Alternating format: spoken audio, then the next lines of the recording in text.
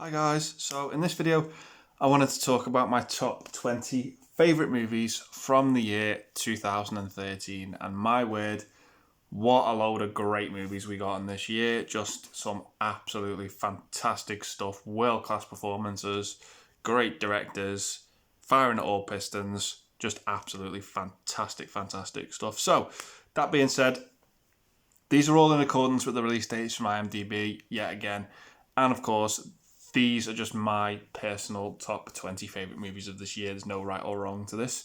So that being said, I'm going to get straight into the honourable mentions for me. And kicking it off with the first one, Iron Man 3. Now, this was coming off the height of the Avengers, which I absolutely loved. Iron Man 3 was really disappointing in my opinion. It's not a bad film, but with what it did with one of the characters in this movie, the Mandarin, I absolutely hated it. Fucked me off so much. It just brought my piss to a fucking fizzle. I really hated it.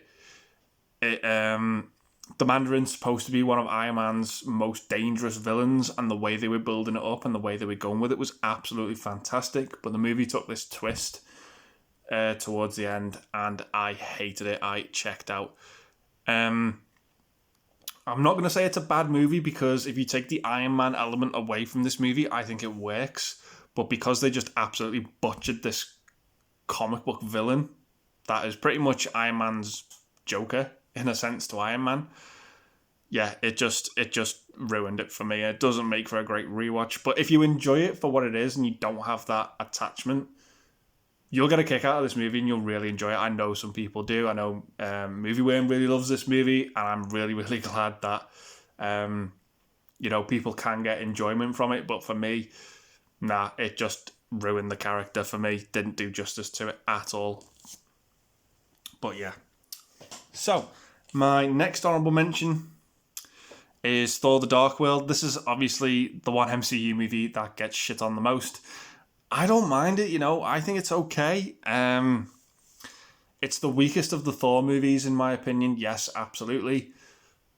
But it doesn't make for a bad film at all. Yeah, the villain's weak, but there are some moments in this that I really enjoy. I really liked the sort of Captain America cameo in it. But yeah, I'm sorry. I really liked Thor: The Dark World. I do not think it's that bad at all. It is the weakest of the MCU movies, absolutely, but in the grand scheme of movies of all time, no, this isn't the worst. But yeah, I think it's okay.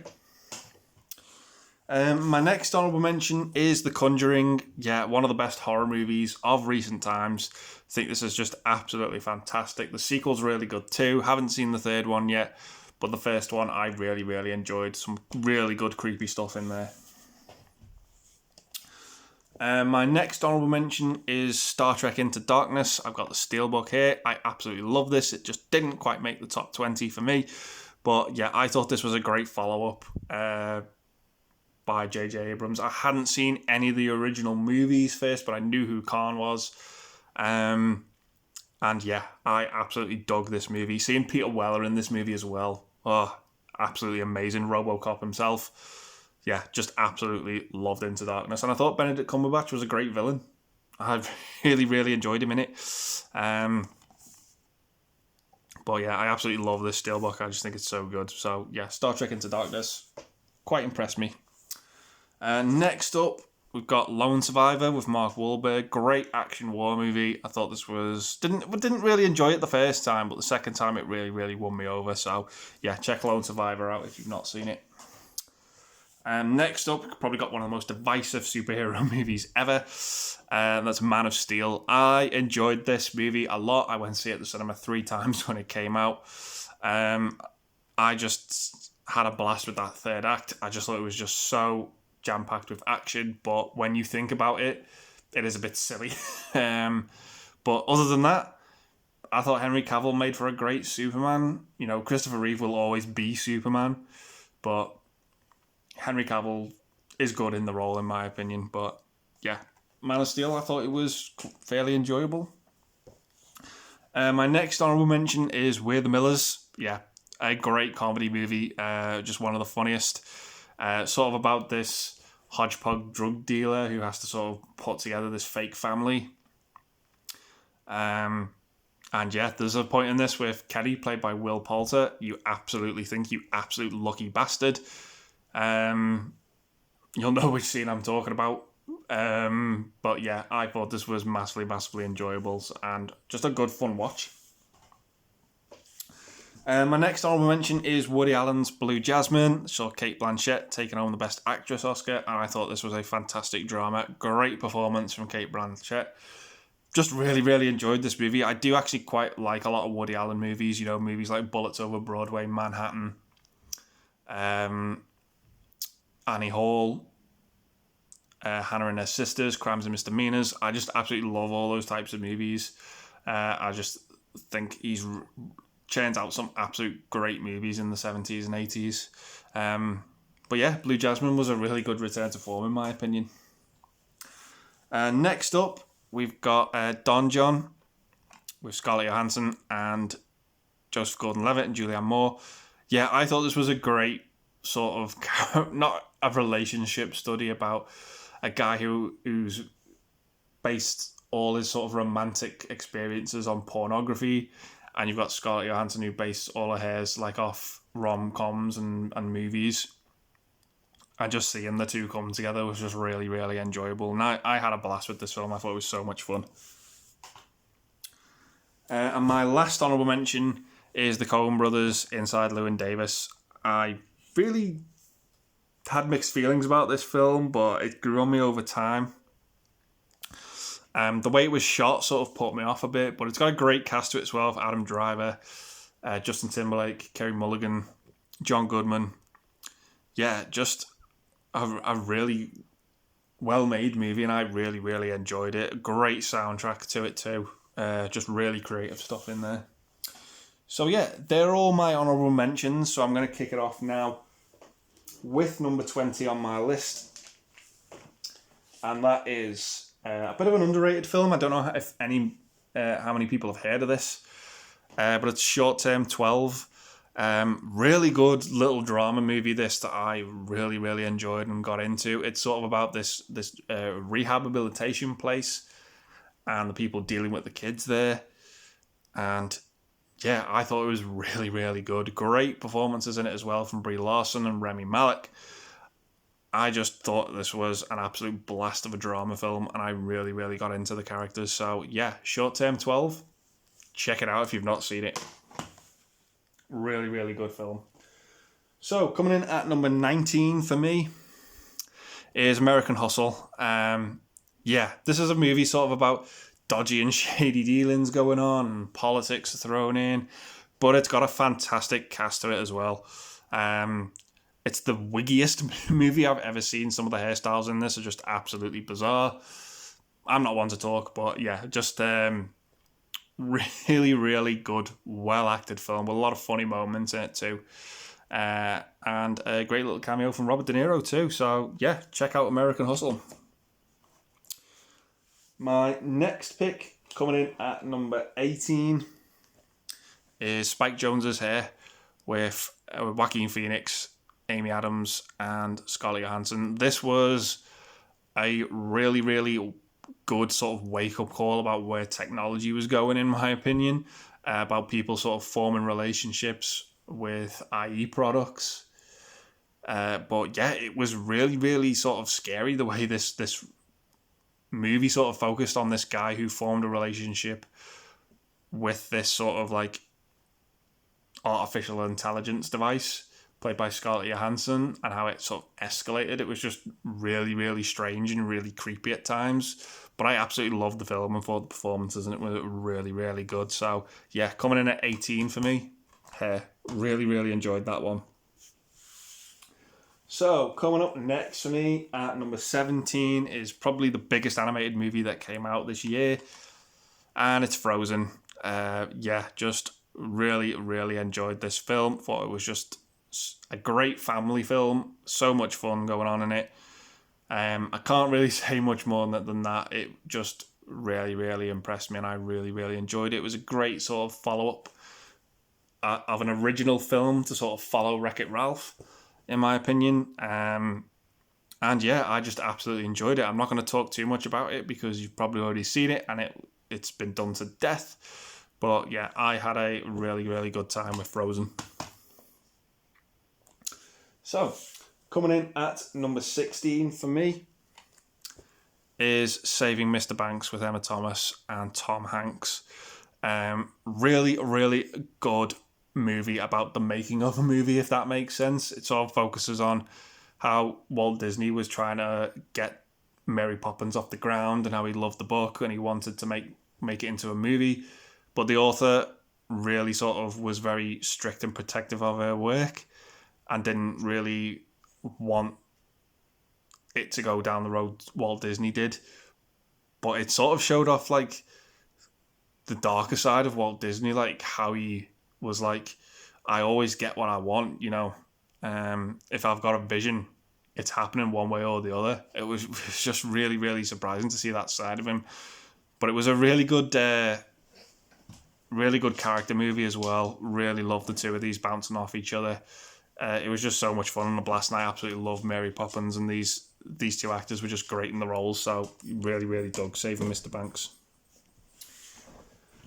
So, coming up next for me at number 15 is the third movie in the Cornetto trilogy, and it's The World's End. Yeah, really, really good to see this cast back. Another great Edgar Wright film, topping off this Cornetto trilogy. It's my least favourite of the trilogy, but that's not to say it's a bad film.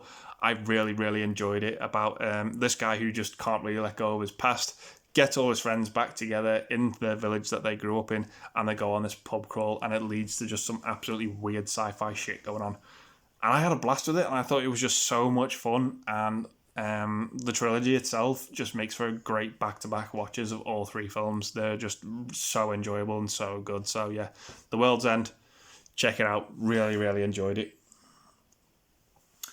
So, coming up next for me at number 14 is again a much smaller film. This was nominated for Best Picture, starring Bruce Dern.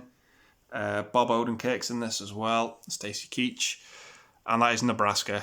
I really enjoyed this movie. It's a black and white movie, but don't let that put you off in any way, shape or form. I know black and white's not for everyone, but again, I really, really enjoyed this. It's about a guy who gets one of those sort of junk mail letters through the door, basically saying he's won $1 million,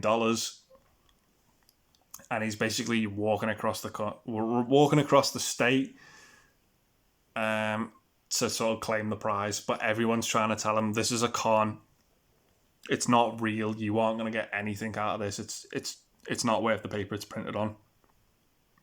But he's like, no, I'm gonna go and do this, and he just sort of faces ridicule on the way for getting it. And I won't dare spoil the ending with what happens. But yeah, I enjoyed the hell out of this, and it really sort of put Bruce Dern on the map with me. He wasn't really an actor I was too familiar with.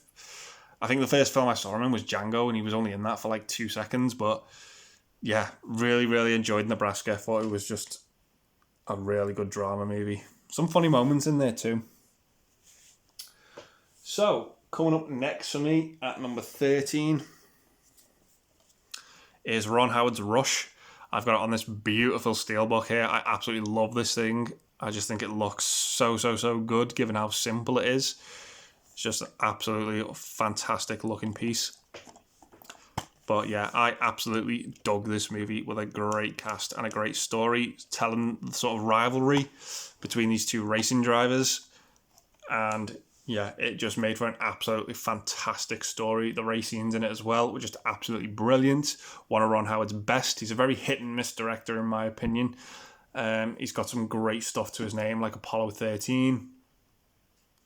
And of course this, Rush. Just absolutely loved it and thought it was fantastic. So yeah, check out Rush. If you're into like your racing, won't be disappointed. But even if you're not, the film still services.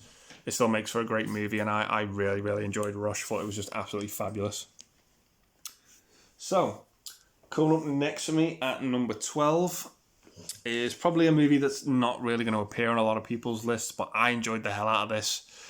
And it's The Hobbit, The Desolation of Smaug. Great lenticular cover on this as well. Really, really like the Hobbit movies a lot. Not as good as Lord of the Rings in my opinion, but I loved going back to this universe and this world that Peter Jackson adapted.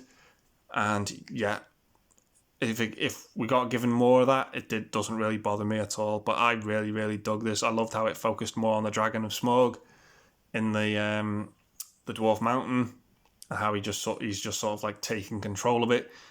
And I really, really enjoyed it. Ends on a great cliffhanger as well. And yeah, it was just great to see those characters in this movie again. And I really, really enjoyed Desolation of Smaug. So yeah. So, coming up next for me at number 11 is a really, really good space movie, and it's Alfonso Cuarón's Gravity. I've got it on 3D Steelbook here. I went to see it at the cinema in 3D. One of the best 3D experiences I've ever had. It really, really adds something to this movie, 3D. It's not just a gimmick in this movie. It really elevates the film.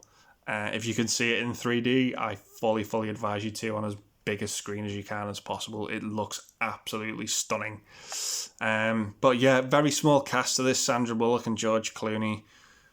Yeah, just a great claustrophobic space movie, and it really, really bugged me and got under my skin how good this movie was and where it was going. I just really, really enjoyed it. You really root for Sandra Bullock to get safe and get back to Earth safely with this accident that happens. And it's just, the special effects in this are just absolutely top notch, and I absolutely loved it. Won Alfonso Cuarón the statue for best director. Yeah, I believe it's first to two. I think he also won for Roma a couple of years later.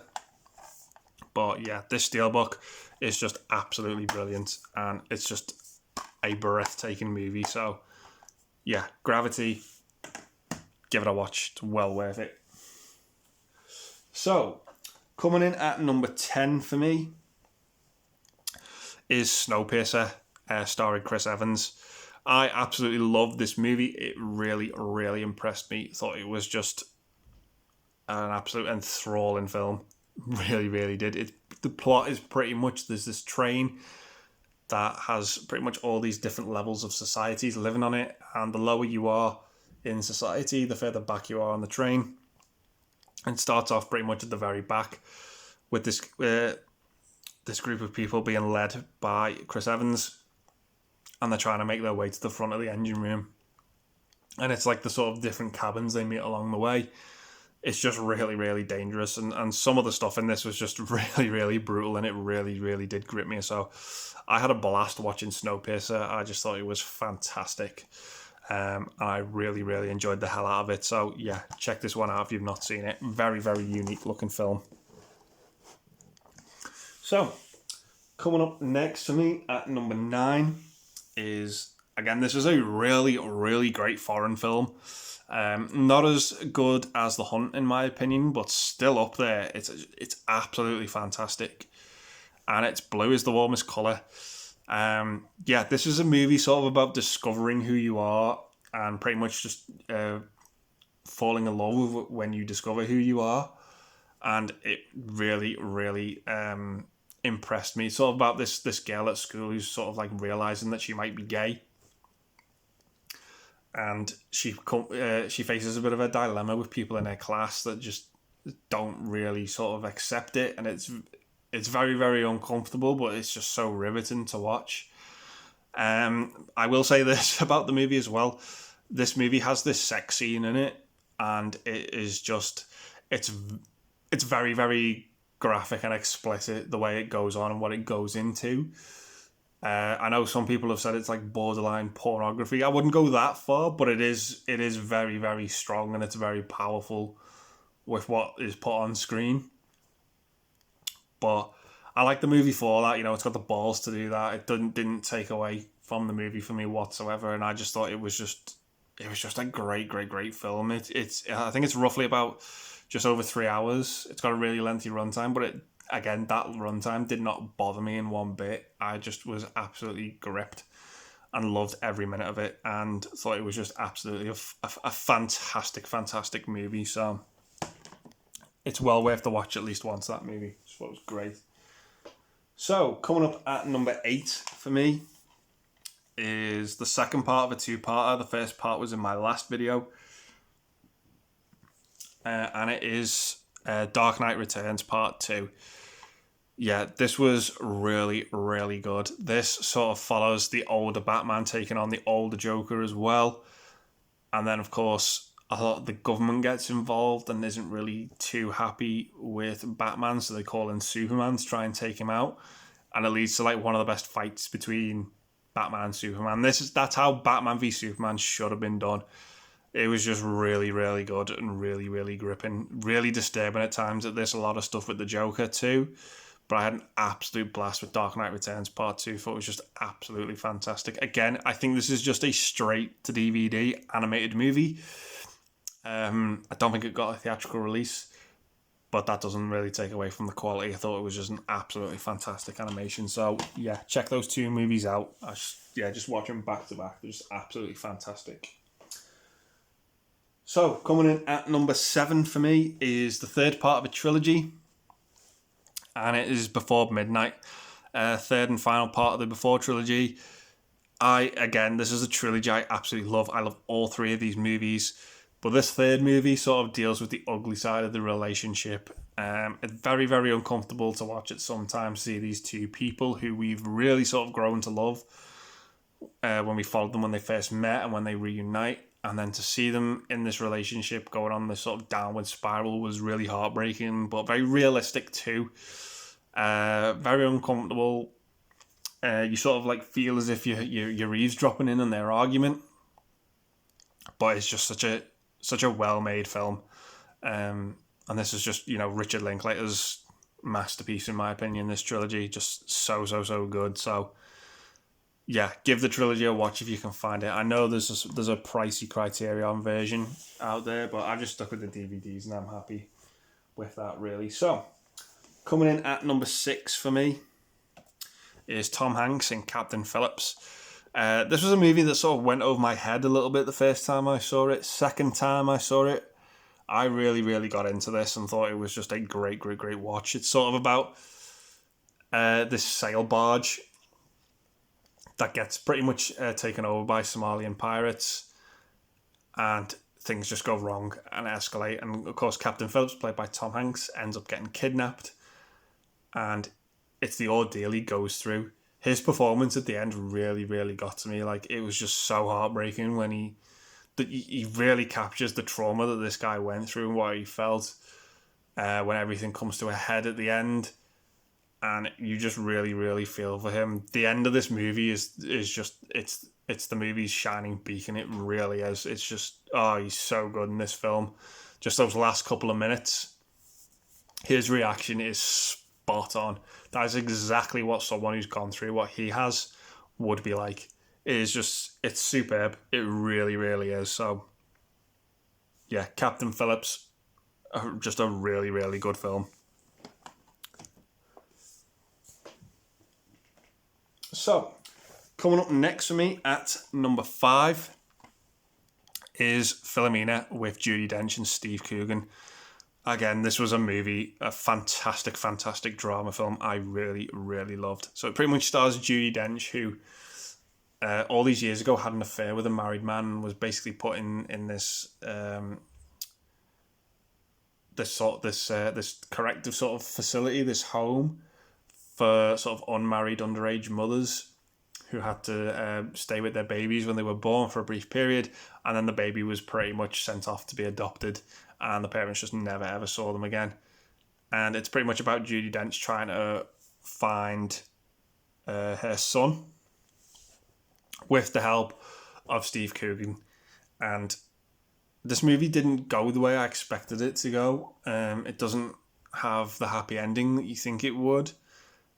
We find out very, very quickly about halfway through the movie, probably not even halfway, probably about a third of the way through the movie, what the outcome actually was, but I won't dare spoil what that is.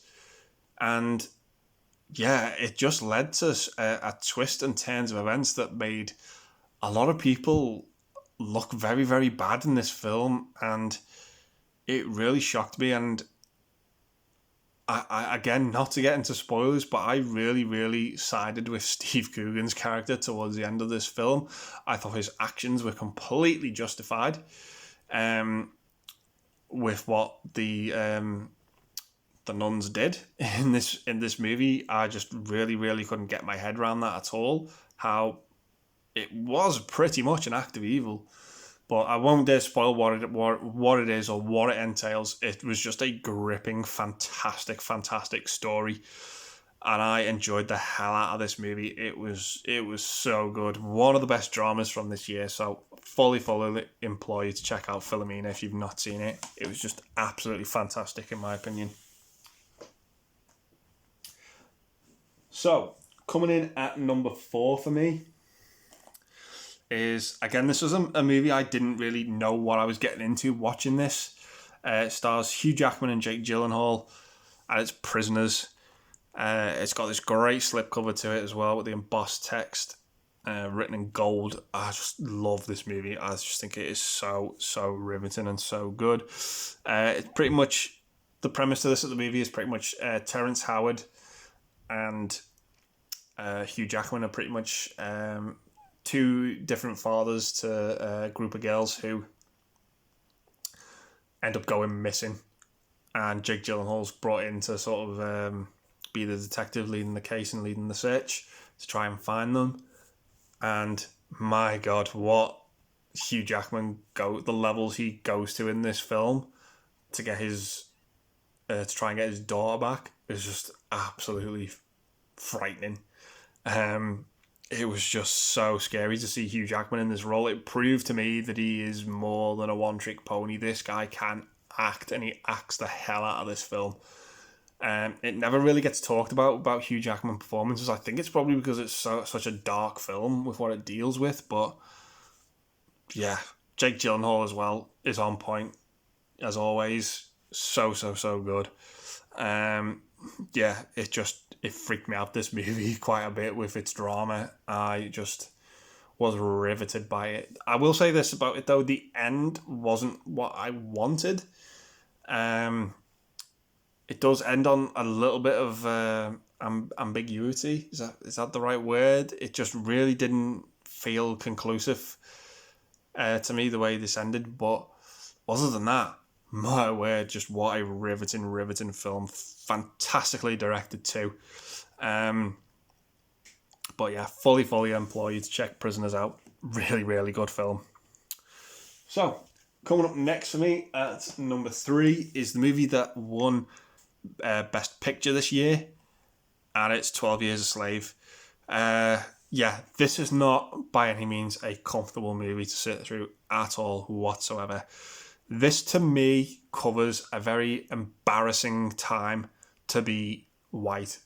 It really was atrocious. Right in the heart of when slavery was at its peak, and slavery is an absolutely disgusting, despicable thing. And this movie showed me that. It really does. It is just absolutely atrocious, slavery. It shows you all the ugly sides of it from every angle in this film. It is just absolutely horrible. A horrible thing. And the actors in this movie, every single one of them gives 100%. You know, Sarah Paulson, Brad Pitt, Paul Dano, Paul Giamatti, Benedict Cumberbatch, Chiwetel Ejiofor. Everyone in this film was superb. Yeah, Michael Fassbender. I as horrible as his character is, I just loved his performance in this film. He nailed it, man. He was just so fucking good in this movie as this sort of like plantation owner. Just, oh god, just didn't like the character at all, but the performance, on point. It pretty much follows this guy called Solomon, who was a free black man at the time, and he was sort of drugged and kidnapped and basically traded back into slavery. And of course, being a slave, no one will believe what you say. If you try and speak up, you just make the situation worse. And as the title suggests, he spent 12 years of his life back in the slave trade, and it was just so heartbreaking and horrible. But it is an absolutely fantastic film. Very, very brutal at times, with the way he gets treated and the way other people get treated too. What really frightened me in this scene is that there's a scene where Paul Giamatti, who's basically this slave trader, is selling this family off, but he has to break the family up. He has to sell the son from this family, and the mother's heartbreak. Oh my word, it is atrocious. And Paul Giamatti's just so heartless. He's just like a businessman through and through. He's like, come on, you're making a scene, stop it now. And it's like you're taking away her son, mate. Just it's horrible. It really, really is horrible. Just oh god, but it's to the movie's testament, really, that it doesn't shy away from that, and it's so good for it. All the better for it. Very fitting as well. I really, really enjoyed Brad Pitt in this movie because he's sort of like the saving grace to the story. But yeah, that's all I'm really going to say about it. I absolutely think this movie is it's so well made and so great and fully worthy of the Best Picture, in my opinion. But yeah, it just has that all-round feel to it where all aspects of it, all ground was covered with the story it wanted to tell. And I just thought it was just fantastic for it. Not an easy watch by any means, but a great film. So yeah, 12 Years a Slave. Just fantastic. So my number 2 pick is Matthew McConaughey in Dallas Buyers Club. This saw McConaughey win the Academy Award for Best Actor. And my word, this again was another level up for me from the movie he did the previous year, Mud. Yeah, fully deserved the Oscar. This guy has cemented his status with me as a proper actor in this movie. The weight loss he went through for the role, absolutely superb as well. Just absolutely nailed it as this guy who's being told, you've got AIDS, you've got 30 days to live. You know, the doctors don't really know how long he had to live, but they just sort of estimated that it was 30 days. And he was like, no, that's rubbish. Nothing out there can kill me in 30 days. And basically he sort of ended up finding out more about the disease and finding out how it can be cured and these drugs. But the drugs weren't FDA approved. So he sort of like imported them illegally and was distributing them illegally. But it was actually making people have their pain taken away and making them live longer too, and himself included. Lived for many number of years later, even after being diagnosed and told, you only got 30 days. But he sort of found loopholes in how to distribute the drugs and help people, as illegal as it was. But that's what he was trying to take down. That's what he was trying to beat. And it's a great movie. Yeah, I can't say much more than that. Jennifer Garner and Jared Leto in this too, just absolutely on point. Yeah, really enjoyed Dallas Buyers Club and just thought it was just a fantastic movie. So yeah, fully employed to check that one out.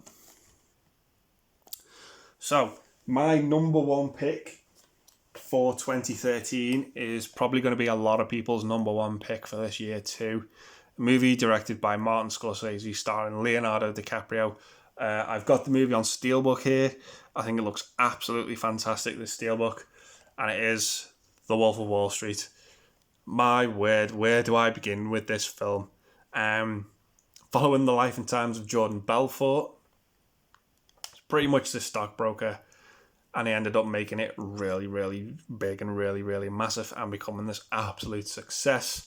The drugs, the money, the women, it's all there in every crazy element that could possibly be put to screen. It is there in this movie. It is just balls to the walls insanity of this film. Everyone in this movie gives a fantastic performance too. DiCaprio himself. It's such a shame that Dallas Buyers Club came out the same year as this, because both those performances were just absolutely fantastic. But because they came out in the same year, I do have to agree with the Academy on McConaughey. He just was the better actor that year. He also shows up in this film too. But